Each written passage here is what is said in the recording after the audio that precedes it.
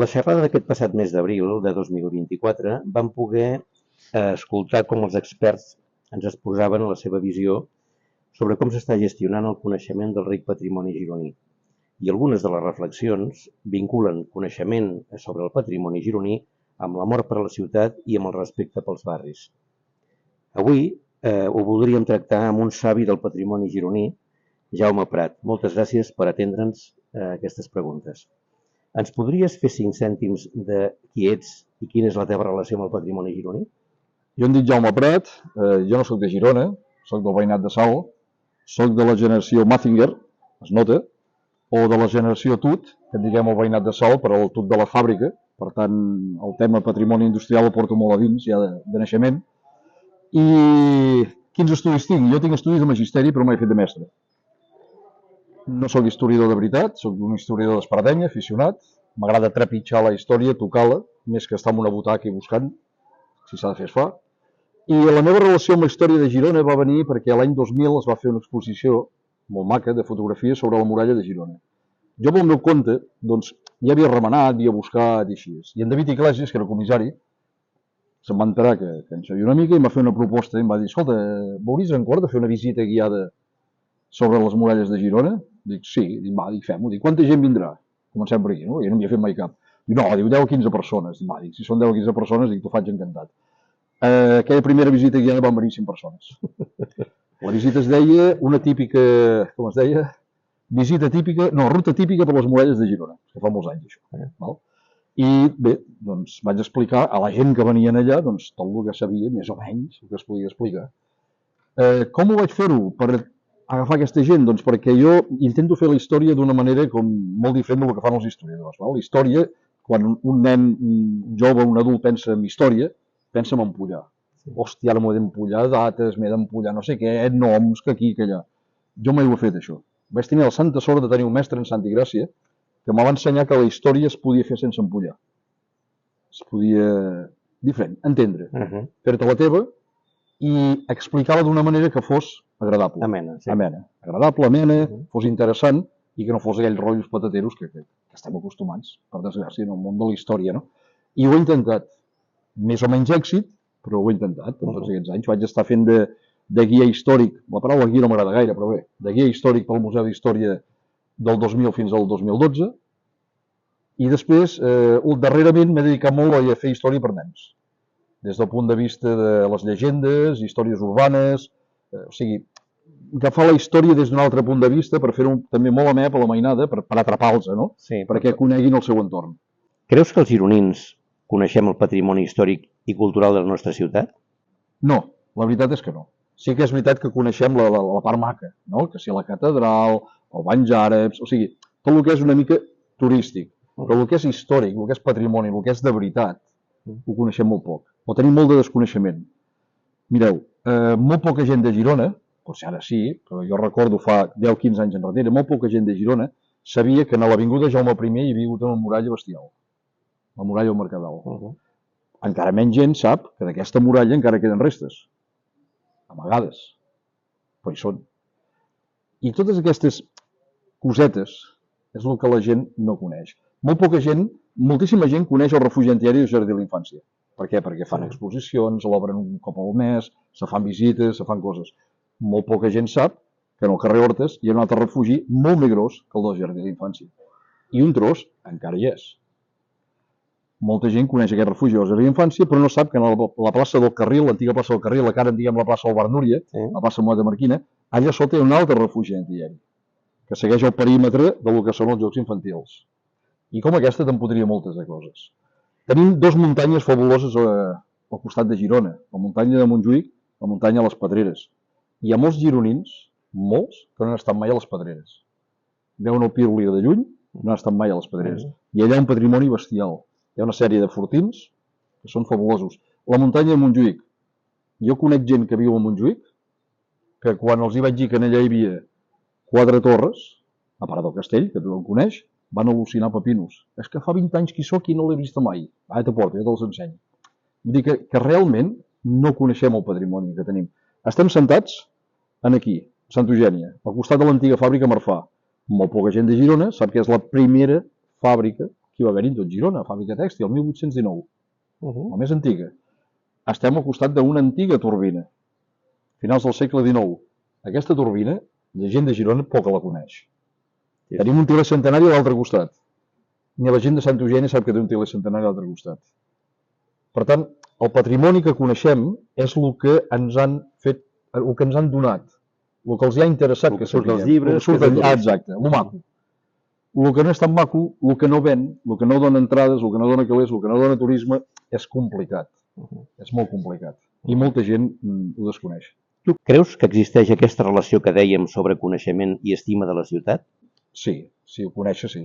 Això és innegable. És a dir, jo soc de Salt, però Girona me l'estimo moltíssim. I me l'estimo molt més des del moment que vaig començar a voltar i buscar totes les muralles, els castells, les torres, els baluars. I després vaig fer un altre estudi sobre refugi antiaeris. Vinga, a buscar, anem pel subsol a buscar refugi antiaeris de la Guerra Civil. Per tant, hòstia, jo m'ho estimo Girona, moltíssim. I quan feia visites guiades, suposo que la gent que venia ja ho veia que m'agradava. Que no ho feia perquè, vinga, va, fot un rotllo, cobro 100 euros i jo me quedo tan ample. Jo havia de fer una visita d'una hora i normalment em feia com a mínim 2. I si la gent me feia preguntes i se'ls sabia, normalment sí, els contestava, cap problema. Però el que volia és que descobrissin les coses. Potser la visita guiada més bèstia en quant a història que vaig fer va ser una que vaig fer en el barri de Germans Sàbat. És curiosíssim fer una visita en un barri de Germans Sàbat. Doncs va ser un èxit. Per què? Perquè tota la gent que ens va venir, la majoria no havia estat mai.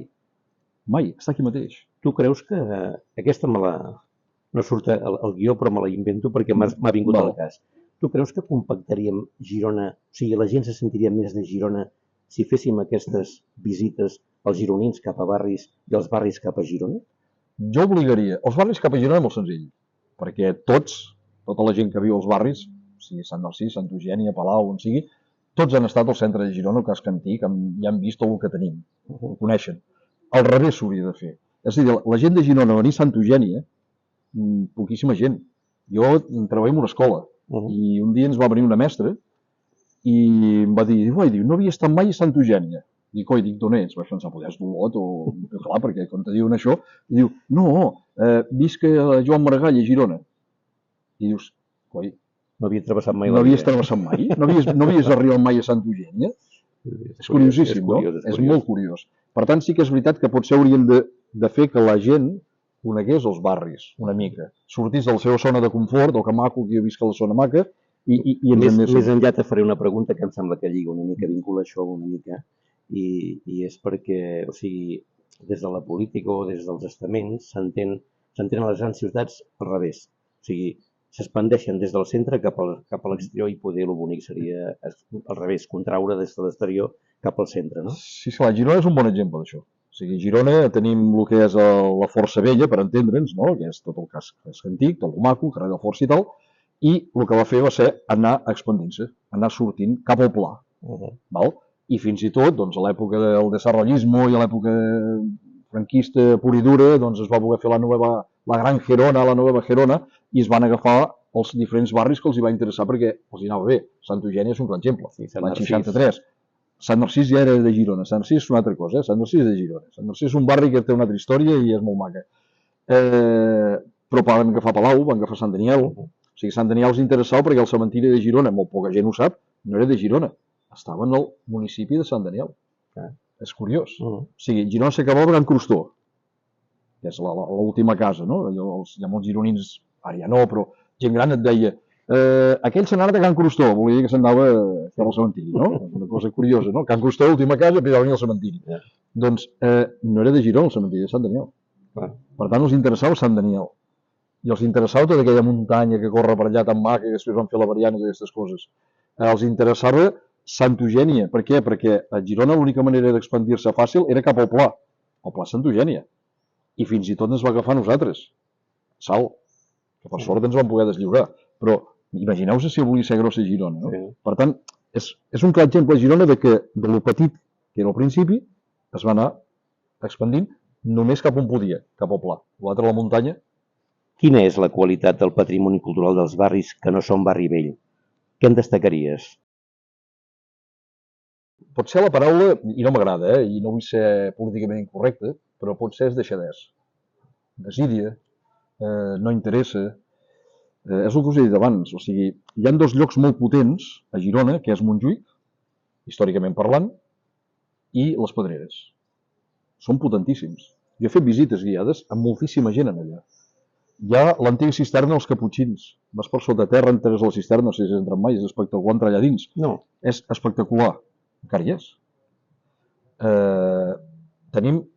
Una vegada vaig aconseguir fins i tot que ens obrissin el pirulí i des del pirulí hi ha una vista, es veu el mar. 60 graus, sí. Es veu el mar. Des de Girona es veu el mar. Val? I hi havia hagut un altre lloc, històricament, que es veia el mar des de Girona, que un company meu, en Jordi Pericot, ho va demostrar-ho, que era des de la Torre Gironella. Fins i tot, perquè es veiés el mar, curiositats de la història, són històries de la història.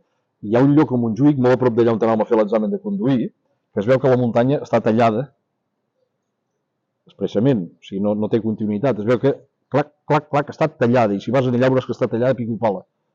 Per què? Perquè des de Torre Gironella era el punt recte per veure el mar. O sigui, des de Girona havia arribat a veure el mar.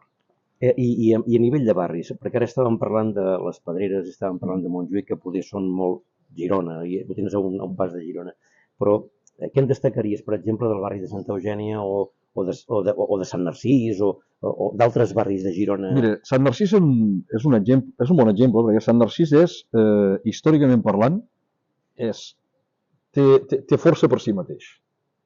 Per al moment que va ser creat, al principi de tot el franquisme, es va rumiar l'any 42, per la concepció del barri, que no s'havia fet mai aquí a Girona, que era de fer una ciutat-jardí. Això sobre el paper quedava collonut, i a l'hora de la veritat doncs, els hi va quedar una mica nyap, perquè de la ciutat va quedar poc, va quedar un barri allà, un poble, però hi ha la concepció de poble, no? És maco, això la ciutat-jardí va començar a Anglaterra al segle XIX i aquí no s'havia fet mai. Sant Narcís és un bon exemple, per tant, històricament és molt maco. Val? Fent una mica de conya s'hi va gravar una sèrie de la tele que va tenir molt d'èxit, Secret de Família. També és història. Val? Hi ha la casa aquella, a la façana on la gravaven. No? Que això molta gent ja se'n recorda, però és història, és una història tonta. De Joc de Trons sí, però d'això no. Això no, me caso amb l'oll, això no, però sí que és veritat, és curiós. No?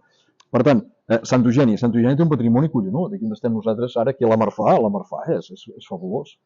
Tenim, allò dèiem de la desídia, tenim l'antic taller del segle XIX completament abandonat i deixat, i les màquines perdudes, i bé se sabia on és tot. I encara queden les dues turbines, que fins i tot fa molts anys enrere es va fer un pressupost per que tornessin a engegar. Restaurar-les tampoc era tant, eren 6.000 euros. Jo crec que tampoc era un gran... Si mai aneu a Manlleu, que hi ha al MIT, al Museu Industrial del Ter, tenen una turbina que funciona exactament igual com una que les tenim aquí al costat. I aquestes estan deixades i aquella funciona. Tenim aquesta aquí, que ja ho veieu, s'està podrint i rovellant i així.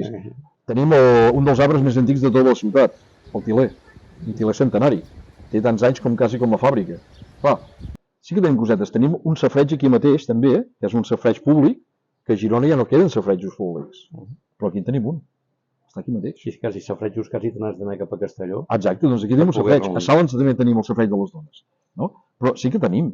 I si continuem amb els barris, Sant Daniel poder, tenim el monestir de Sant Daniel, un patrimoni fabulós, que ara se li està donant altra vegada crec que aquesta setmana fan gospel i tot, vull dir que s'està traient sucar en allà. Fa poc enrere es va celebrar el mil·lenari. Exacte, per tant, és un bon patrimoni. Palau potser grinyola més, però bueno, hi ha les torres de Palau, hi ha aquell antic castell que també és fabulós, o sigui que de patrimoni n'hi ha moltíssim, en tots els barris hi ha patrimoni. Potser no hi ha tant de patrimoni a l'Eixample, però l'Eixample és normal, perquè són barris de nova... Tot és nou. I el vell que quedava es va trinxar. Les antigues fàbriques, o químics, l'antiga fàbrica dels químics, ens queda la xemeneia i ens queda un antic dipòsit curiós per allà a prop de l'estadi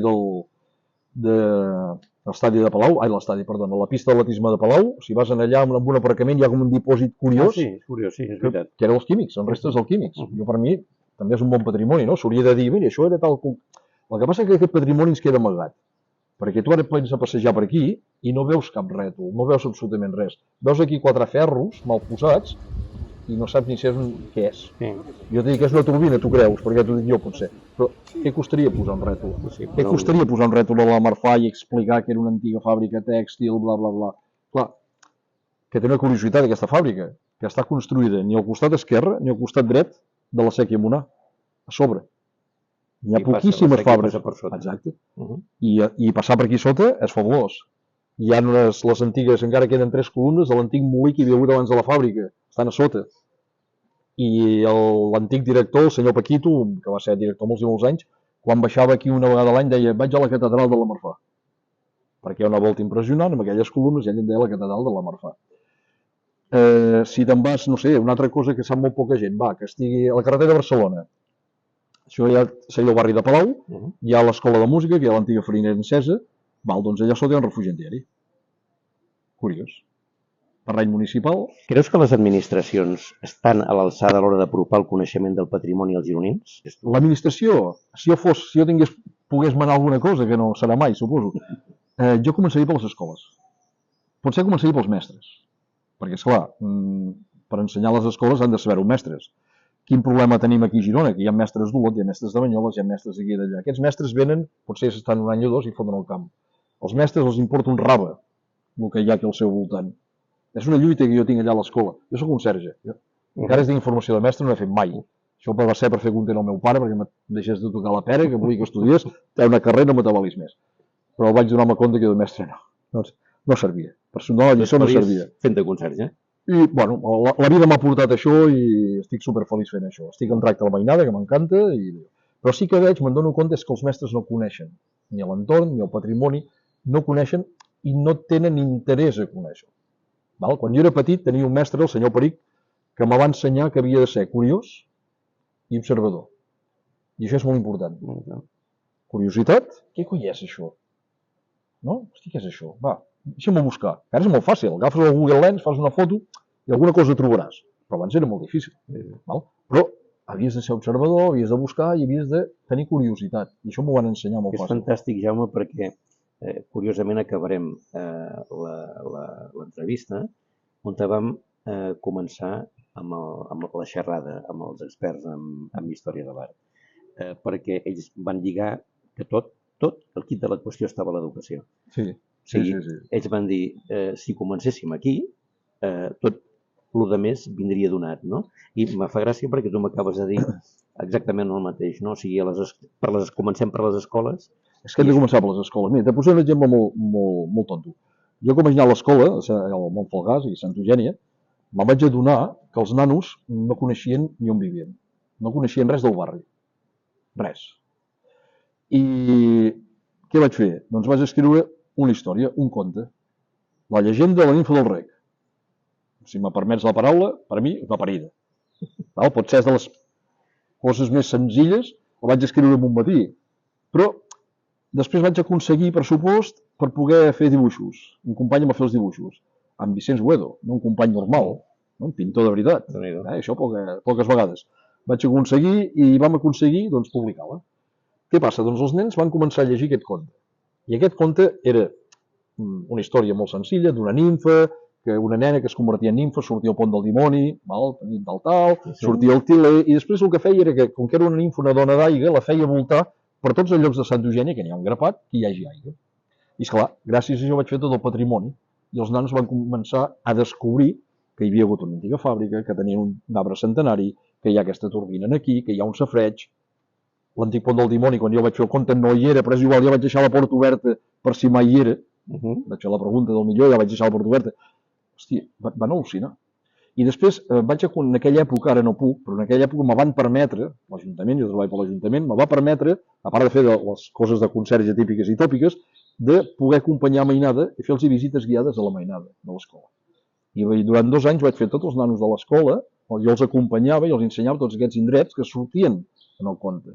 Després, aquí en una finestra d'aquestes, de tant en tant ens sortia una noia disfressada de nimfa i els nanos ja flipaven. O sigui, una manera d'atrapar-los. Què vam aconseguir amb això? Una cosa molt senzilla, que encara ara passa en el col·legi. És curiós. Quan els nens van d'excursió al centre, van d'excursió a Girona. Sí. És molt curiós. Anem a Girona. Són de Girona. Però per ells són de Sant Eugènia. Per què? Perquè a l'escola encara treballem això. Tenen els seus llegants. No parlen de barri, parlen de Sant Eugènia. I és collonut que vagin a Girona. M'encanta que vagin a Girona. Després, per explicar que la fàbrica estava aquí, els vaig escriure un conte que es diu El Talp. I ara doncs, són els gegants que hi ha al barri. Els gegants de Santa Eugènia són el dimoni, la nimfa, el talp i el Montfollet, que és un ninot, que així es diu a la biblioteca de l'escola, i ens han fet un gegantó, i també els hi vaig escriure una història doncs, per què havia arribat a Montfollet aquí. I per què el col es diu Montfolgàs. Que són historietes molt i molt senzilles, però serveixen per atrapar. I una altra cosa, ara més seriosament, sí que és veritat que jo un dels temes que he tocat molt com a historiador és la Guerra Civil. M'encanta, m'apassiona. El meu avi el van matar, va ser fusellat en el cementiri, i això pot ser que a casa s'havia parlat molt poques vegades, i aquests misteris a mi que m'encanten, doncs vaig gratar molt i vaig aconseguir buscar la història del meu avi, del seu germà, de la seva germana, en fi, això, no? Doncs la Guerra Civil no es tracta a les escoles. Jo quan era petit, recordo que a vuitè vaig esperar en candeletes que parlessin de la Guerra Civil, i quan vam arribar aquell dia a aquella pàgina que posava la Guerra Civil Espanyola, el mestre va dir, això no cal que ho fem perquè no té cap interès. I a les 4 punyeteres pàgines me'ls va passar i no van fer la Guerra Civil Espanyola. Va ser un greu, però fabulós. Val? I vam anar a la Segona Guerra Mundial. O sigui, vam passar la Primera Guerra Mundial a la Segona Guerra Mundial i la Guerra Civil se la van saltar. I les escoles encara ho fan. O sigui, les escoles no parlen del tema de la Guerra Civil. No parlen. Els hi costa. Per lo que vulguis, els hi costa. Doncs, què van fer en Jaume i en Quim Paredes, que és el meu dibuixant de capçalera? Van vestir una novel·la juvenil, que es diu Un dia de bombes, amb un personatge que és la mare d'en Quim, amb l'experiència real de la mare d'en Quim durant la guerra. Ficció, realitat, fas un còctel, pim-pam, i aquí ho teniu. I els nanos ara què fan? Doncs els nanos de la meva escola treballen la Guerra Civil quan fan sisè. Llegeixen la novel·la, si jo els hi puc els hi vaig a fer una xerrada, i després se'n van a veure el refugi antiaeri, que és on te passa part de l'acció de la novel·la. I els tios al·lucinen. Per què? Perquè quan tu els hi dones, els hi barreixes realitat i ficció, i després ja es poden anar a un lloc que surt a la novel·la, això és el tot. Jaume, podríem estar moltíssimes hores parlant amb tu perquè tot el que dius és interessantíssim, a més ets un llibre obert, però dissortadament tenim un temps i no ho hem de tallar aquí. Te voldria agrair moltíssim aquest temps que ens has dedicat i en tot cas et convino a que segueixis les nostres xerrades i en tot cas un altre dia ens puguem estendre una mica més amb el teu coneixement de tots els barris de la ciutat. I si mai voleu una xerrada meva, no quedeu, però aviseu la gent que n'hi ha parlat. Gràcies, Jaume, moltes gràcies. Gràcies a vosaltres.